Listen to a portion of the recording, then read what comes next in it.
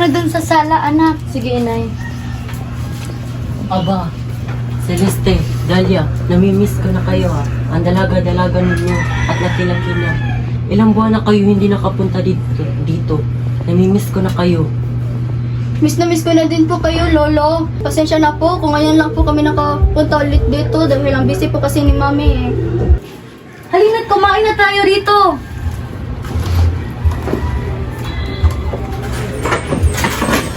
Tamang-tama, hindi pa kami kumakain galing sa biyahe.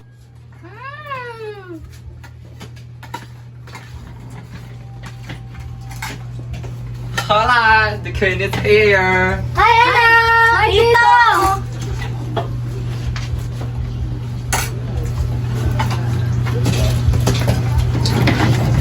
Hi, anak!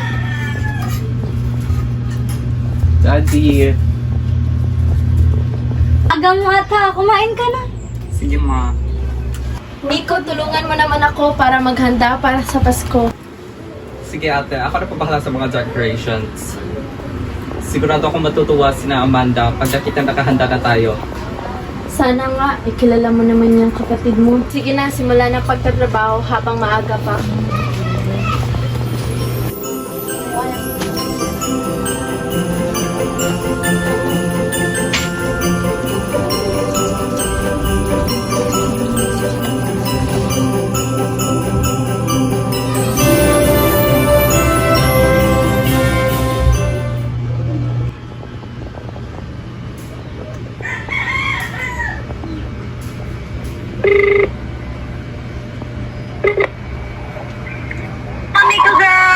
Hello cousins, my kuting Salo here and I think you guys should come here. Okay, what time?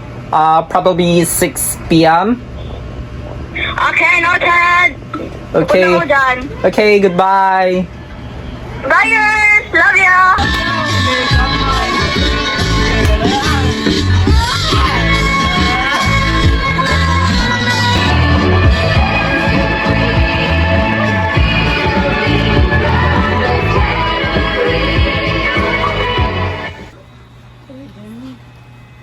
Anak, nandito ka na pala.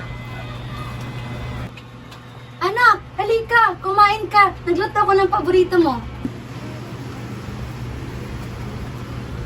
Gusto ko mapunta mo sa party. Sige na, anak. Sayang niluto ko para sa'yo. Oo nga Amanda, sayang naman. Sige na, anak, kumain ka na. Alam kong hindi ka pa kumakain. Kain ka. Pwede ba? Tigilan niyo na ako. Ayaw kong kumain, di ba? At ikaw, bakit ka nandito? Amanda, magpapasko na. Siyempre, nandito ako. Ha? Pasko ba o ibang pakay mo dito? Amanda, pwede ba? Nakakahiya sa mga tao sa labas. Bakit? Totoo naman ah. May kailangan niyang babae na yan dito, kaya sumulpot. Magpapasko nga, di ba? Kaya nga ako nandito. Huwag mo nga akong gawing tanga, ate. Alam ko na ang pakay mo dito. Hindi ka ba nakakaintindi? Bakit? Noong nakaraang Pasko, sumulpot ka ba? Noong bagong taon, karawan ng nanay at tatay, sumulpot ka? Di ba hindi? Alam kong nandito ka dahil may kailangan ka. Ano bang pinagsasabi mo, Amanda? Lumulubog yung kumpanya mo, di ba? Kaya ka nandito. Kailangan mo ng pera? Lupa? Tulong namin? Ano? Hindi mo ba ako naiintindihan? Di ba naman? Oo! Lumulubog yung kumpanya ko sa mga panahong yung lamang. Kaya nga hindi ako nakakapunta sa okasyon. Binabangon ko ang kumpanyang bumubuhay sa'yo. Yan ka naman! Nagmamagaling! Ito saan pa kitang buhayin ako? Ganyan ka na ba talaga? Kung makapagsalita ka, para kang sino?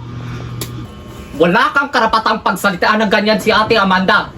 Nang dahil sa kanya, humihinga kang tangina ka. Lumayas ka dito! Nico! Amanda! Bumalik ka rito! Nico, hindi mo dapat pinagsasalitaan ng ganun si Amanda. Ma naman, itotolerate mo na lang ba ang pag-uugali ng babaeng iyon? Ma, alam mong mali ang pinagsasabi niya kay ate. Pero Nico, kapatid niyo pa rin siya! Ma naman! Ah!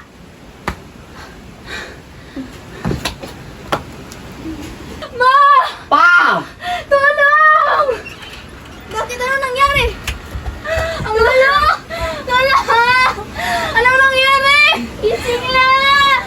Bumangon ka dyan! Ah!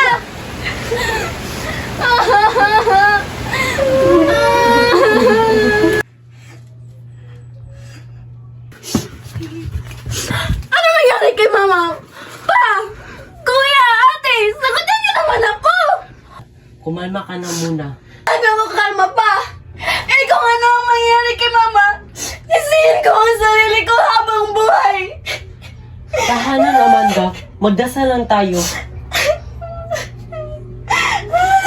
Hindi ko kaya.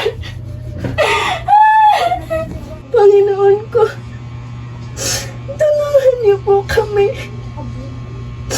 Nagmamakama po ako.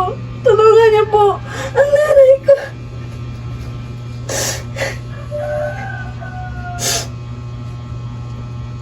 Amen.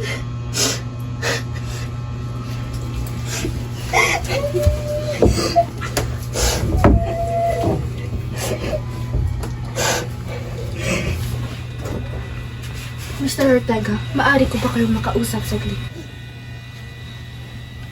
Dok, ano po yun, Dok? Ang balita po ito, Mr. Ortega. Ang inyong asawa na si Lisa ay pabalik-balik dito sa ospital upang magpa-check up. Diyos ko. Nalaman namin ng inyong asawa ay may sakit sa puso.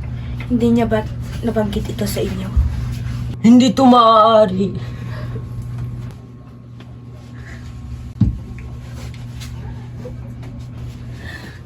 Ano pong nangyari pa? Anak, matagal nang may cancer yung nanay mo sa puso. Hindi maaari. Nagbibiro po ba lamang kayo?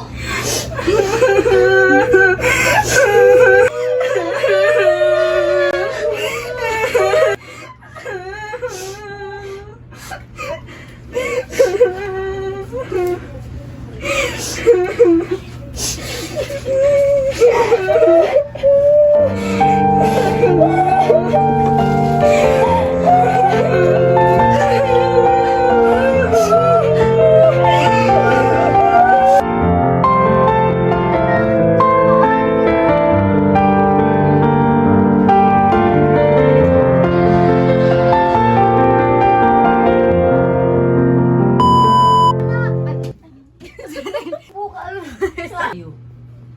Miss na miss ko na din po kayo, Lolo. Queen is here! Wow! Yeah. Action! Walang mangyayaring masama. Ay, nakalimut. Kahit ito lang po ang... Action! Ayan.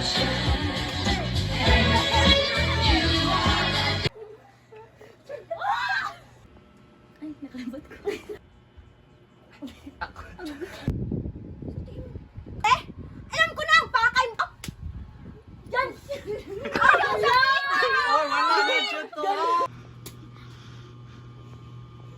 Cut. Amanda! Ma naman, ito-tolerate mo ba ang Action. Ma naman! Wala pa gani. Ay, magtabang. Ay, Ano lang, post na po. Kung makapagsalita ka, para ka ba? Nung bagong taon, ayos ay matinig.